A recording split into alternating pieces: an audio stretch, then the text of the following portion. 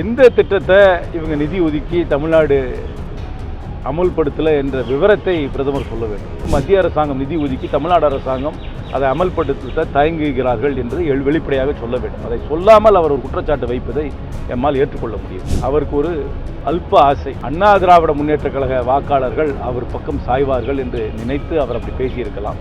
திராவிட கட்சிகள் தமிழ்நாட்டிலே வேரூன்றி இருக்கின்றார்கள்.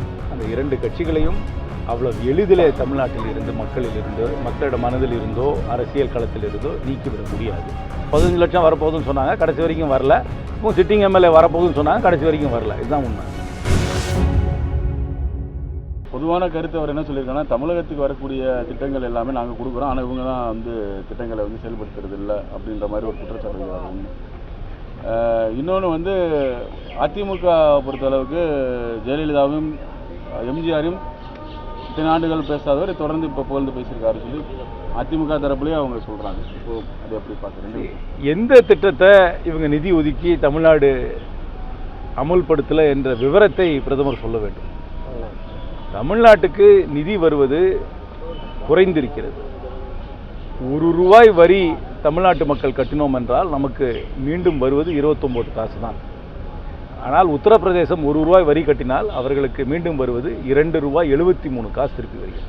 அதனால் பிரதமர் அவர்கள் ஏதாவது அந்த மாதிரி குற்றச்சாட்டு வைக்க வேண்டும் என்றால் தெளிவாக எந்த திட்டத்தை தமிழ்நாடு அரசாங்கம் நிதி ஒதுக்கி மத்திய அரசாங்கம் நிதி ஒதுக்கி தமிழ்நாடு அரசாங்கம் அதை அமல்படுத்த தயங்குகிறார்கள் என்று வெளிப்படையாக சொல்ல வேண்டும். அதை சொல்லாமல் அவர் ஒரு குற்றச்சாட்டு வைப்பதை எம்மால் ஏற்றுக்கொள்ள முடியவில்லை. அவருடைய உரையிலே முன்னாள் முதல்வர்கள் எம்ஜிஆர் அவர்களையும் செல்வி ஜெயலலிதா அவர்களையும் பற்றி பேசியது அவருக்கு ஒரு அல்ப ஆசை, அண்ணா திராவிட முன்னேற்ற கழக வாக்காளர்கள் அவர் பக்கம் சாய்வார்கள் என்று நினைத்து அவர் அப்படி பேசியிருக்கலாம். ஆனால் எனக்கு தெரிந்த அரசியல் விவரத்தின்படி கீழ்மட்டத்தில் இருக்கும் அண்ணா திராவிட முன்னேற்ற தொண்டர்கள் ரெட்டலை எங்கு இருக்கிறதோ அங்குதான் இருப்பார்கள் என்பதில் எனக்கு எந்த சந்தேகமும் கிடையாது. அதனால் அவர் அண்ணா திராவிட முன்னேற்ற கழகத்துடன் கூட்டணி வைத்துக் கொள்ளாவிட்டாலும் அண்ணா திராவிட முன்னேற்ற கழகத்தில் வாக்காளர்கள் தனக்கு வருவார்கள் என்று ஒரு அல்ப ஆசையில் அப்படி பேசியிருக்கிறார். அடுத்த தேர்தலில் திமுகவை இருக்காதுன்னு சொல்லி ஒரு பெரிய மோடி அவர்கள் நிறைய சொல்லுவார்.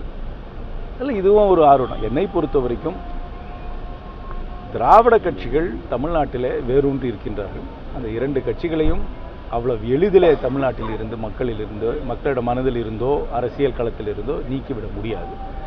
மோடி அவர்களுக்கு இங்கு அவருடைய இயக்கத்துக்கு இங்கு பெரிய இடம் இல்லை. அவர் இங்கே இடம் இல்லாததால் இருப்பவர்களை காலி செய்ய வேண்டும் என்று நினைத்து அப்படி பேசுகிறார். அண்ணாமலையோட இந்த யாத்திரை முடிவடைந்ததுக்கு இதை உங்களுடைய பார்வையில் எப்படி பார்க்குறீங்க? அவரோட ஆங்கிலத்தில் சவுண்ட் அண்ட் ஃபியூரி அப்படின்னு சொல்லுவாங்க. நிறைய சத்தம் இருக்குது, சப்ஸ்டன்ஸ் கிடையாது. இது இந்த தேர்தலை அதை வெளிப்படையாக காமிச்சோம். இவங்களுடைய சத்தத்துக்கும் அங்கே வர ரிசல்ட்டுக்கும் பெரிய கேப் இருக்கும் என்பது இந்த தேர்தல் காமிச்சோம். பாஜக பொதுக்கூட்டத்தில் சிட்டிங் எம்எல்ஏ வரப்போகிறாங்க, நிறைய பேர்லாம் சேரப்போகிறாங்க. 15 லட்சம் வரப்போகுது. யாருமே அதான் அப்படியே முன்னாடி கூட 15 லட்சம் வரப்போகுதுன்னு சொன்னாங்க, கடைசி வரைக்கும் வரல. இப்போ சிட்டிங் எம்எல்ஏ வரப்போகுதுன்னு சொன்னாங்க, கடைசி வரைக்கும் வரல. இதுதான் உண்மை. அவங்க வாக்கு சதவீதம் கூடி இருக்குமா அண்ணாமலை நடந்தது? இல்லை, தேர்தலுக்கு அப்புறம் தான் எனக்கு தெரியும். அதனால் சத்தம் நிறையா இருக்குது. அதான் சொல்கிறேனே, சில பத்திரிகைகள் சில ஊடகங்கள் அவருக்கு ஒரு மெகாஃபோனையும் ஒரு மேக்னிஃபையிங் கிளாஸையும் பூத கண்ணாடியும் ஸ்பீக்கரையும் கொடுத்துட்றீங்க. அதனால் அவங்க பேசுகிறதும் இருக்கிறதும் பெருசாக தெரியுது.